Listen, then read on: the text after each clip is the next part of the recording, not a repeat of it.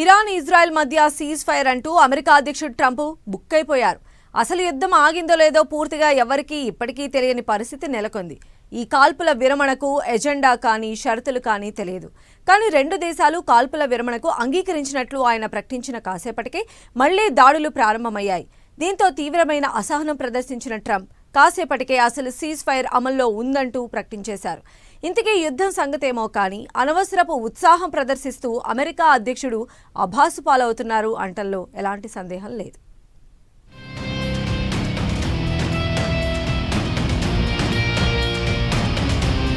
Cease fire breakup. Trump ప్రకటించిన cease fire 12 గంటలు కూడా ముగియక ముందే గందరగోళం. ప్రపంచానికి శుభాకాంక్షలు, కంగ్రాచ్యులేషన్స్ టు ది వరల్డ్.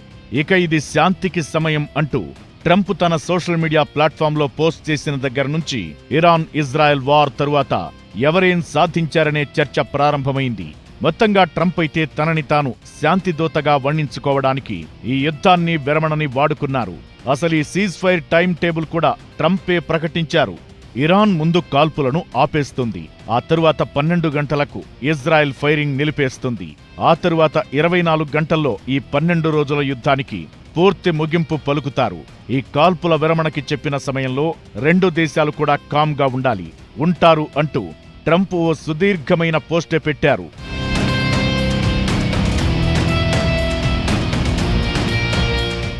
నిజం చెప్పాలంటే ఇజ్రాయెల్ ఇరాన్పై యుద్ధానికి దిగడానికి అసలు కారణమే ట్రంప్ అంటారు.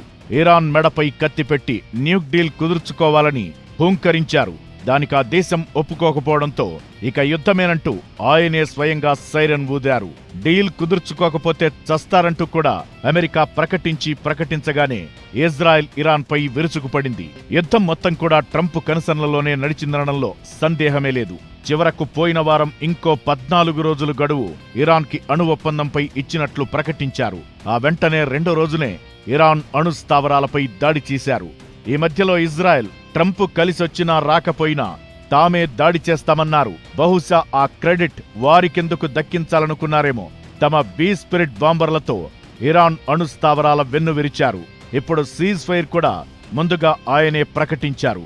ఇది చాలదా ఇదంతా కూడా అమెరికా కోసం ఇజ్రాయెల్ను ముందు పెట్టి చేయించిన యుద్ధమని చెప్పడానికి. మధ్యలో ఇజ్రాయెల్ తానిప్పుడు దాడి చేయకపోతే తమ దేశమే అంతరించిపోయేదని బిల్డప్ ఇచ్చింది. అసలంటూ అణు ఒప్పందం కుదుర్చుకుంటే ఆ ముప్పు ఎలా తొలగుతుందో ఇప్పటికీ బెంజమిన్ నెతన్యాహు చెప్పరు. మరోవైపు ఇరాన్ న్యూక్లియర్ బేస్లపై దాడి జరిగినంత మాత్రాన ఇరాన్ అణ్వస్త్ర కార్యక్రమానికొచ్చిన డోకా ఏం లేదని, అది ఆగదని Iran atomic energy head Mohammad Eslami చెబుతున్నారు. అమెరికా ఇజ్రాయెల్ వరుసబెట్టి ఫార్డో, నతాంజ్, ఇస్ఫహాన్పై దాడులు చేసినా యురేనియం నిల్వలు ఇరాన్ దగ్గర కావలసినంత ఉందంటారు. ఎందుకంటే ఈ దాడులకు ముందే ఇరాన్ తన అణ్వస్త్ర సామాగ్రి, ఆయుధాలు, పరికరాలు సేఫ్ ప్లేస్ కి తరలించారు. మరి ఇజ్రాయెల్ అమెరికా లక్ష్యం నెరవేరిందెక్కడ? అయితే ఇరాన్, ఖతార్, యుఏఈలోని అమెరికా బేస్లపై చేసిన దాడికి మాత్రం ట్రంప్ స్పందన ఎక్కువ మందిని ఆకట్టుకుంది. వెరీ గుడ్, ఇక చాలు, అయిందేదో అయిపోయింది, ఇరాన్ ఇక విరమిస్తుంది అని చెప్పడం ద్వారా ప్రపంచానికి అమెరికా పెద్దన్న అనే విషయాన్ని చెప్పాలనుకున్నారు. అందుకే ఈ 12 రోజుల యుద్ధం ద్వారా అమెరికా అధ్యక్షుడు ట్రంప్ తనని తాను పీస్ మేకర్ గా చెప్పుకోవడానికి ఛాన్స్ దొరికింది.